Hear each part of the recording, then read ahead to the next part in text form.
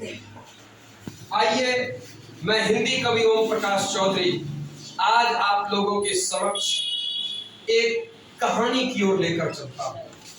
आज आपको एक कहानी सुनाता हूँ जिस कहानी में वर्णन है कि राम के नाम का क्या महत्व है। तुलसीदास जैसे हिंदी के सरस भाषा के कवि ने राम के नाम का वर्णन करते हुए कहा है कि राम न सकहि राम गुण गाई, अर्थात भगवान राम की महिमा वो महिमा है जिसका गुणगान स्वयं भगवान राम भी नहीं गा सकते। भगवान राम का गुण का वो महिमा है जिसका बखान भगवान राम खुद भी अगर करना शुरू करे तो भगवान राम खुद भी नहीं कर सकते। आइए, आज इस कहानी के माध्यम से हम जानते हैं कि राम नाम का क्या मतलब है। एक बार एक 40 साल का युवा जोश और उत्साह से भरा हुआ था और जीवन में हर काम करता था, गलत से गलत काम करता था और कभी भी ईश्वर का नाम नहीं लेता। अचानक एक दिन उसके द्वार पर एक साधु आए और साधु कहे, अरे एक बार राम का नाम तो ले लो। कार्य कुछ भी हो जाए महाराज, हम राम का नाम नहीं लेंगे। अरे एक बार बोल दो। मरना पसंद करेंगे लेकिन राम का नाम लेना नहीं पसंद करेंगे। अरे एक बार तो बोलो सही। कहा, क्यों आप हमको परेशान करते, हम नहीं लेंगे, मेरे मुंह से नहीं निकल सकता। साधु ने फिर बोला, अरे मैं साधु हूँ, बोल रहा हूँ, एक बार राम का नाम लो, एक बार बोलो। फिर भी नहीं बोला। कार्य अभी राम का नाम लेंगे कि जेब गर्म करेंगे। और पूरा मेहनत करके पैसे कमाया और पैसे कमा करके जेब गर्म किया, सब कुछ किया।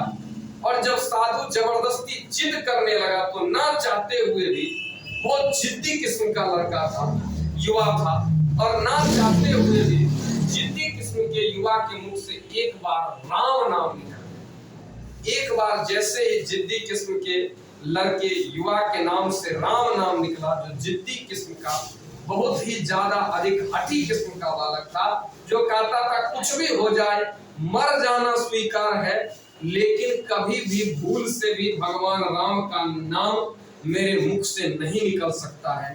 लेकिन साधु के कहने पर उसके मुख से राम का नाम निकला। जब उसके मुंह से राम का नाम निकला और वो मरण के एकदम आखिरी स्थिति पे था, अंतिम स्टेज पर, तो जब मृत्यु निकट आया, मृत्यु का समय आया, तो मृत्यु के जो देवता कहे जाते हैं, यमराज उस व्यक्ति को लेने के लिए आया। जब यमराज उस व्यक्ति को लेने के लिए आता है तो यमराज कहता है, चलो मृत्यु लोक में, चलो वहां तुम्हें दंड मिलेगा, तुमने जीवन भर कुकर्म किए, सब कुछ किए। कहे, देखो दोस्त, ये बात तुम कर रहे हो, ये बात सही है कि हम जीवन में अच्छा कर्म नहीं किए हैं, बहुत सारा गलत कर्म किए हैं और बहुत सारा गलत कर्म है, अच्छा कर्म बहुत कम किए हैं। लेकिन एक बार वो पंडित जी आए थे, साधु बाबा, और जबरदस्ती हमको बोले कि राम नाम बोलो। हम नहीं बोलते थे, लेकिन फिर भी जबरदस्ती, हम बोलना नहीं चाहते थे, लेकिन जबरदस्ती मेरे मुंह से राम नाम निकाल एक बार। यानी पूरे जीवन में, जिंदगी में, इतनी बड़ी जिंदगी में हमने एक बार भूल से मेरे मुंह से राम नाम निकल गया था। इस राम नाम के बदले में मुझे जो सजा मिलेगा, कि पुरस्कार मिलेगा, मुझे तुम दो। तो यह सुनते हुए मृत्यु के जो देवता थे यमराज, ये मृत्यु के देवता भगवान ब्रह्मा के पास गए और ब्रह्मा जी के पास जानते हैं और जा करके कहते हैं, अरे सब कुछ का तो उपाय सुना, लेकिन बड़ा भक्त, बड़ा जिद्दी है, ये कह रहा है कि एक बार हम जीवन में राम का नाम लिए और जबरदस्ती साधु बाबा बोले थे तो लिए, लेना नहीं चाहते थे। वो गिनाया है कि 99 को बहुत गलत काम किए, चोरियों भरपूर मात्रा में किए, भरपूर मात्रा में गौ-धर का सब कुछ काम किए, जेब गरम बढ़िया से किए हैं, दूसरा का पैसों ठगे हैं, इसमें भी कोई कमी नहीं किए हैं। लेकिन जबरदस्ती उस साधु बाबा एक बार राम का नाम बुलवा लिए, इसका क्या फल मिलेगा, यमराज को भी इसका फल पता नहीं।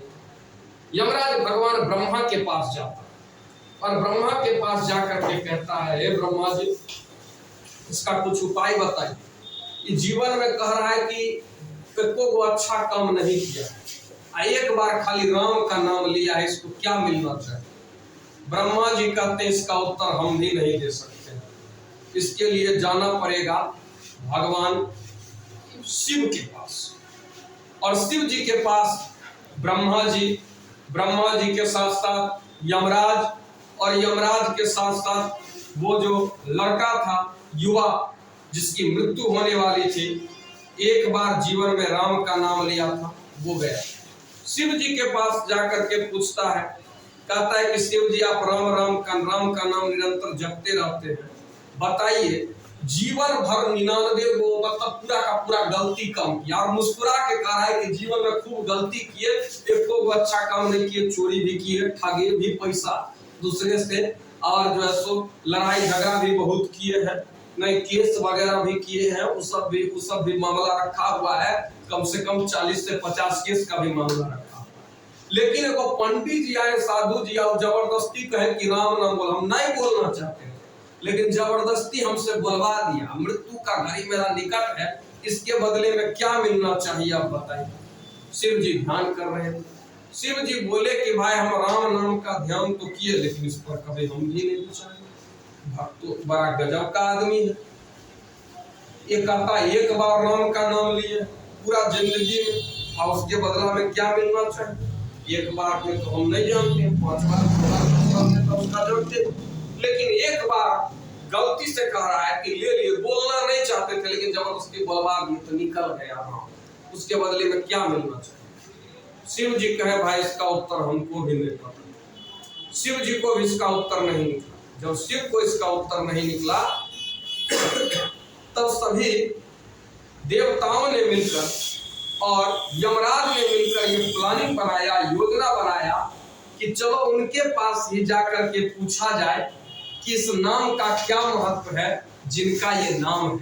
अर्थात चलो सब मिलकर के चलते हैं भगवान राम जी के पास ही, उन्हीं से पूछेंगे कि एक बार जीवन में बहुत सारा गलत काम किया गया है किसी व्यक्ति द्वारा, एक बार जीवन में राम का नाम लिया है, उसका क्या जो है तो उसका परिणाम मिलना चाहिए, क्या फल मिलना चाहिए, कि सजा मिले, क्या पुरस्कार मिलना चाहिए, कैसा फल मिलना चाहिए। ये बात को सुनने के बाद जैसे ही इस बातों को सुना, अब वो आदमी बड़ा गजब था, 45 साल की उम्र में उसकी मृत्यु निकट थी, और वो कहा देखिए आप पैदल चलिएगा तो चलिएगा ये मंजूर है, लेकिन राम जी के लोक में जाना हमको पैर बहुत दर्द कर रहा है, दुखता है, तो इसलिए मेरे लिए वो स्पेशल जो है तो आप क्या कीजिए पालकी लेकर के आइए, और उस पालकी में बीच में हम बैठेंगे पहले बढ़िया से, अब पैर फैलाने के लिए भी उसमें जगह होना चाहिए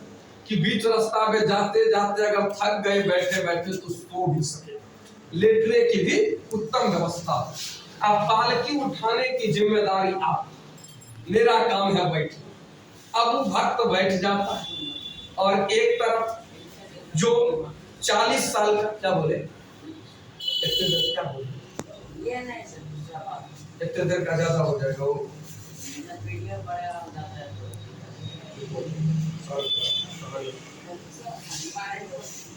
गड़बड़ा दिया बहुत खराब।